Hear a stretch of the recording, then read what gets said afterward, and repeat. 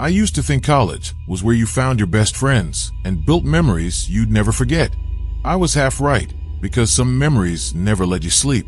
There are things that happened during those years that I still can't talk about without shaking. People think the real danger is outside campus, but the truth is, sometimes it's sitting right next to you in class. When I started my second year of college, I thought I had finally figured things out. I had a decent routine, a few real friends, and a roommate I trusted more than anyone, Evan. He wasn't just a guy I shared a dorm with. He was like a brother. We studied late together, shared meals when money was tight, and covered for each other when one of us skipped class. I never once questioned his loyalty, and that kind of blind trust is what scares me most now. Our room was nothing special. 2 narrow beds, mismatched posters, and a shared desk buried in textbooks and energy drink cans. Still, it felt like our safe place. We joked that it was our headquarters, where nothing bad could ever touch us. But looking back, there were signs. I noticed Evan sometimes kept his phone flipped over when he texted. If I walked in unexpectedly, he'd minimize whatever was on his laptop. I brushed it off. Everyone has their secrets. He'd laugh it away, saying I was paranoid. And I believed him, because why wouldn't I? There's this moment I remember clearly. One night, while I was half asleep, I heard him whispering on the phone. His tone was sharp, nothing like the easygoing guy I knew. I told myself it was nothing. That was my first mistake. The first real shift came after winter break. Evan wasn't the same. He'd disappear for hours without saying where he was going, then come back at 2 or 3 a.m. with excuses that didn't add up. I wanted to believe him, so I did. At least, I told myself I did. But small things kept gnawing at me. He started locking his desk drawer. Not just locking it, but double-checking it like he was guarding gold. Once, when he left in a hurry, I tugged at the drawer handle. It didn't budge. I felt like a criminal even trying, but my gut was screaming that something was off. Nights became the hardest. I'd wake up to the glow of his laptop, his face lit in this eerie blue light, eyes locked on whatever he was reading. Sometimes, I swore I heard my own name in the hushed calls he made, like I was the subject of some conversation I wasn't supposed to hear. The paranoia built slowly, like a dripping faucet you can't fix. I started dreaming about him, about walking into the room and finding him writing things about me. Terrible things. I'd jolt awake, heart pounding, only to hear the faint click of his keyboard still going. And yet, whenever we were around friends, he acted normal, laughed at my jokes, teased me, covered my share of pizza when I was broke. 2 sides of the same person, one I trusted, one I was starting to fear. I tried brushing it off, convincing myself I was overthinking, but denial only works for so long. Deep down, I knew he was hiding something, and whatever it was, it involved me. The night everything cracked open was a Wednesday. I came back from the library later than usual, and for once, Evan hadn't locked his desk drawer. It was slightly open, just enough for curiosity to win. My hands were shaking as I pulled it out, and what I saw nearly made me drop the folder inside.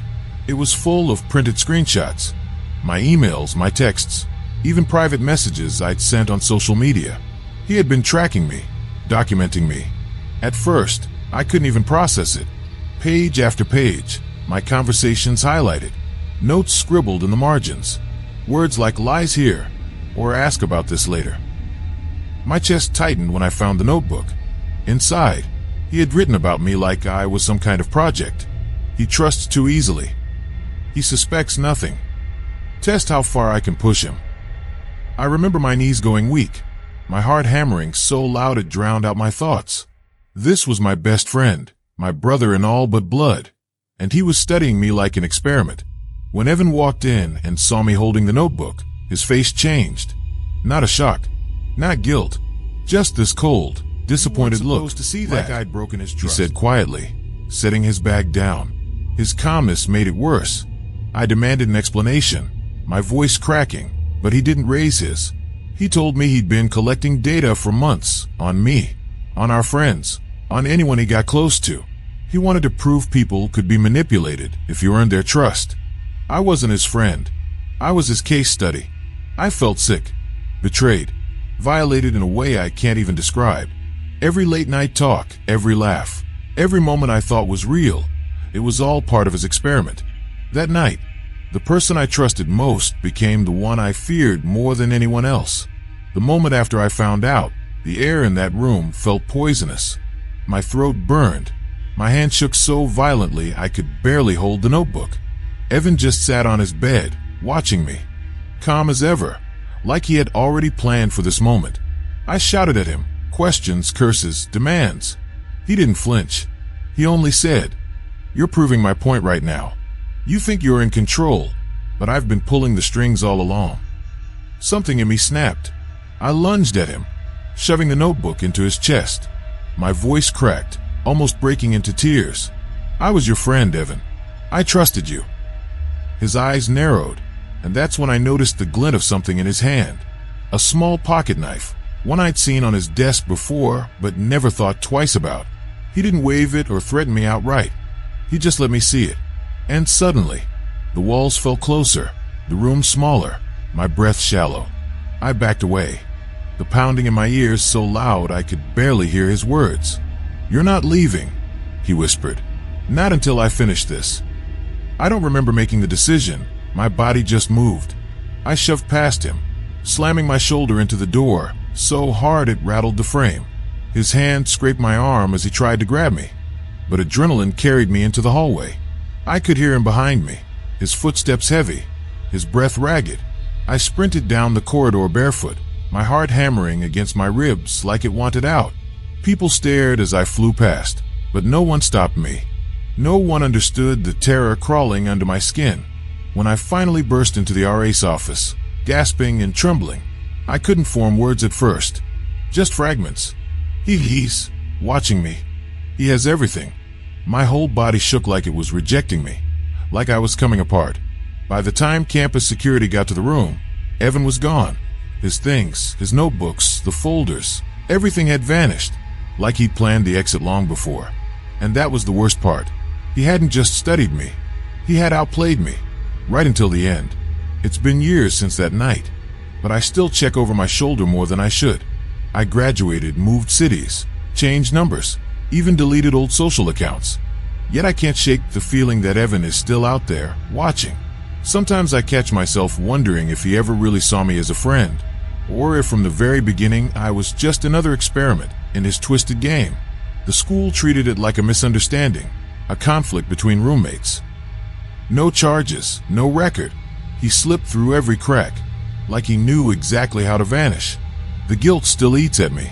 Was I blind because I wanted a friend so badly? Did I ignore the signs because the truth was too ugly to face? What terrifies me most isn't what he did, but what it says about people in general. How well can we ever really know the ones closest to us? And late at night, when the room is quiet, I hear his voice in my head. "You proved my point." Everyone says college is about finding yourself, but I found something else, someone I wish I'd never met. It started as a simple study partnership, just two classmates trying to pass a brutal exam. But what began as late-night library sessions slowly turned into something darker. I didn't realize until too late that I wasn't her friend. I was her obsession and her weapon. It was sophomore year when I met Hannah. She was quiet at first, sitting in the back of our psychology lecture with her hair tied up, glasses slipping down her nose. She wasn't the type to stand out, and maybe that's why I felt comfortable around her.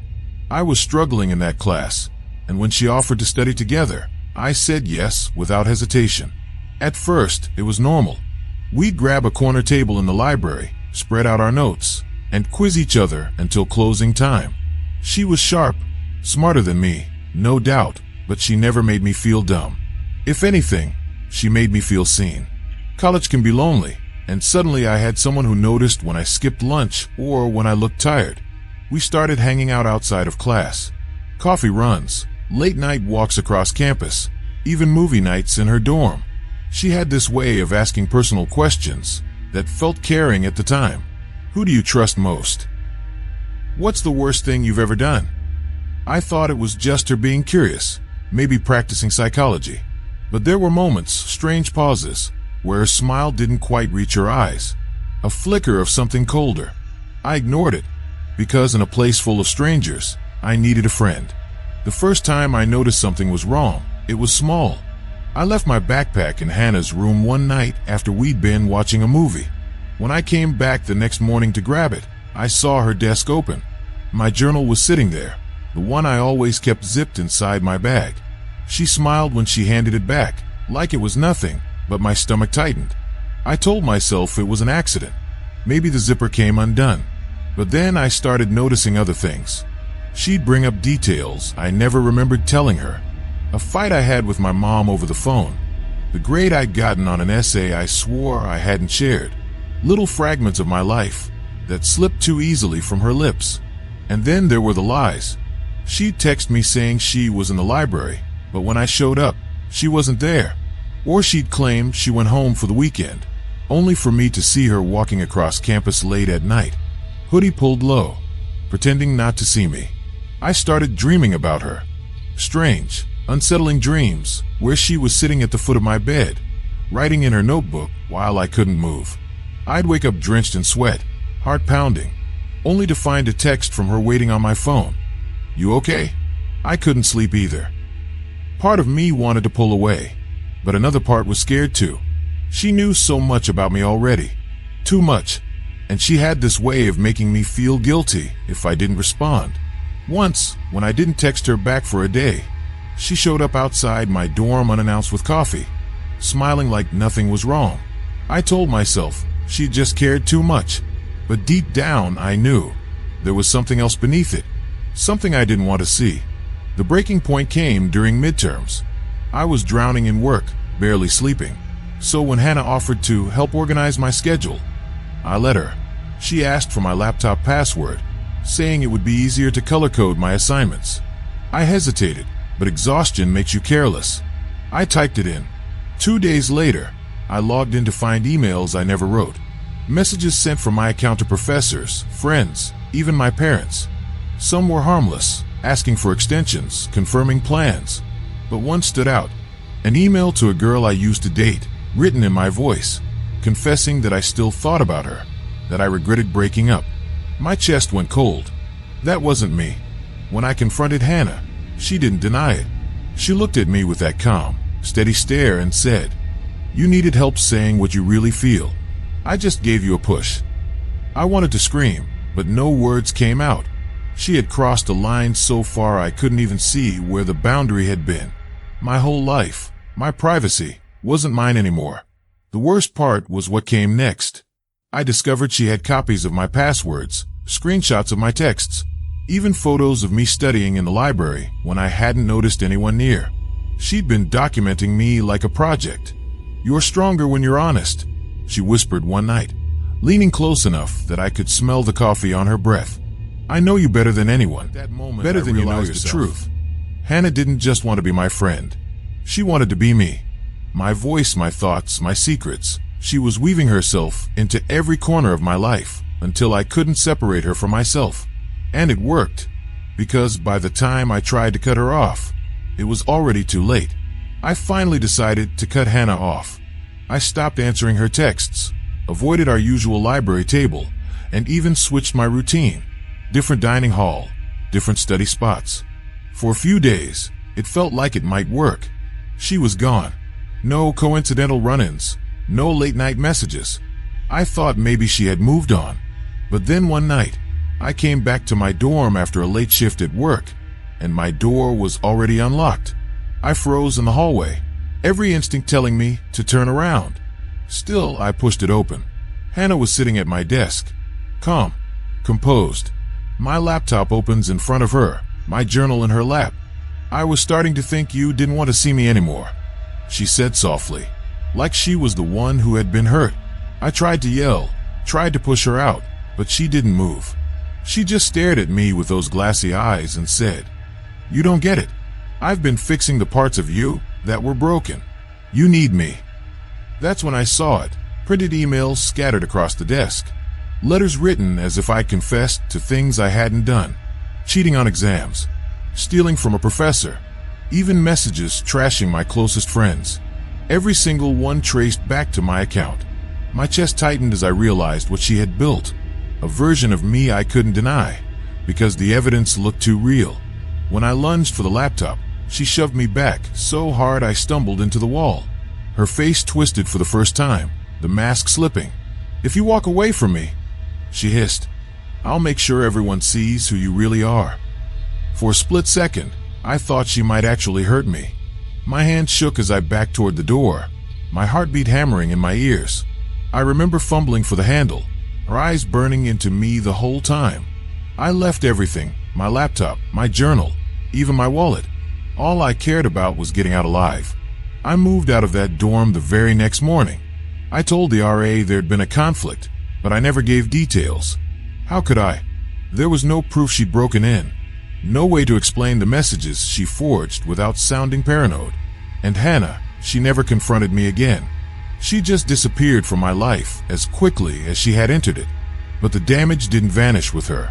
For months, I was terrified every time I opened my email, half expecting to see another message I didn't write. I'd catch myself wondering who really believed me and who secretly thought the rumors might be true. The worst part, sometimes I still wonder if Hannah won. She didn't have to hurt me physically. She rewired me from the inside out. I second-guess everything I say, everything I share. Even now, I hesitate before typing anything too personal, like she might still be watching. And the question that keeps me up at night is this: how many of the people around us are like her, smiling, helpful, harmless, until you finally see what they really want?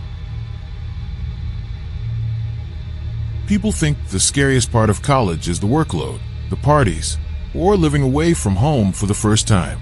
For me, it was realizing I had been sharing my room with someone I never truly knew. There's a difference between living with someone and living next to a stranger. And by the time I discovered what my roommate was hiding, I couldn't look at him the same again. My first year of college, I got paired with a random roommate, Alex. He was quiet, easygoing, the kind of guy who didn't argue about which side of the room belonged to who. At first, I thought I'd lucked out. Some people got roommates who blasted music at 3 a.m. or left pizza boxes under the bed. Alex, he mostly kept to himself. We fell into a rhythm. I'd talk about my classes or my family back home, and he'd nod, listening, occasionally throwing in a dry joke that made me laugh.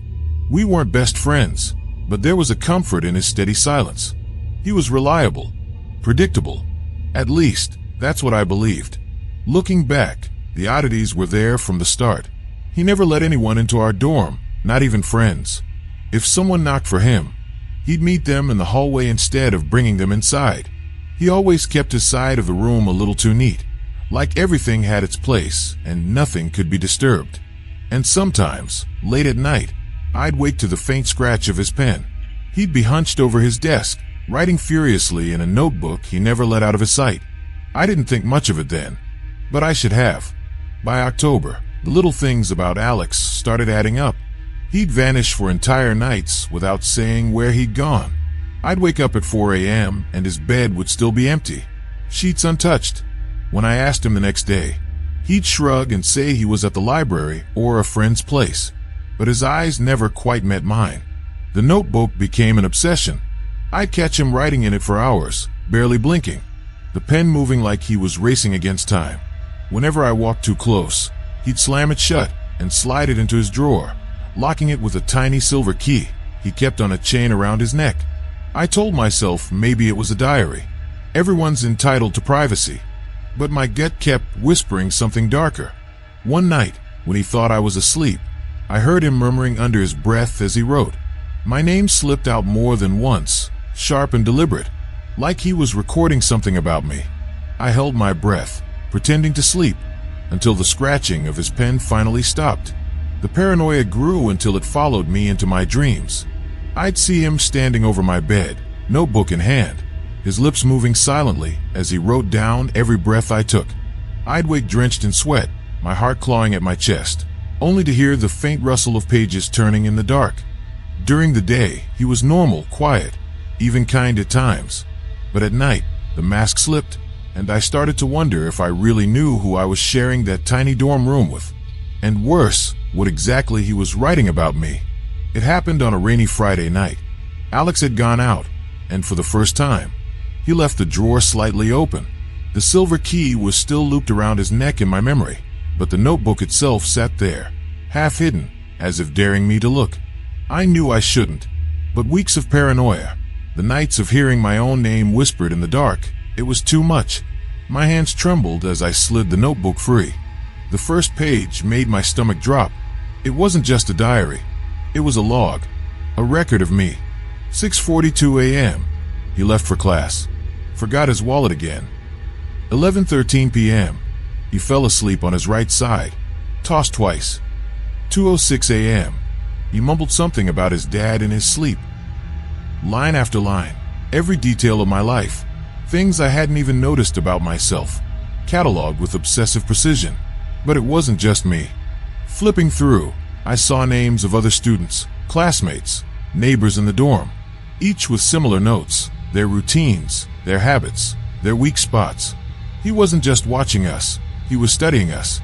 Then I turned to the back pages. That's where it got worse. Written in his cramped handwriting were plans, hypotheticals. If I moved his wallet, how long before he noticed? What excuse would he believe if I took his laptop? Test how he reacts when cornered. My breath caught. My skin crawled. This wasn't just observation.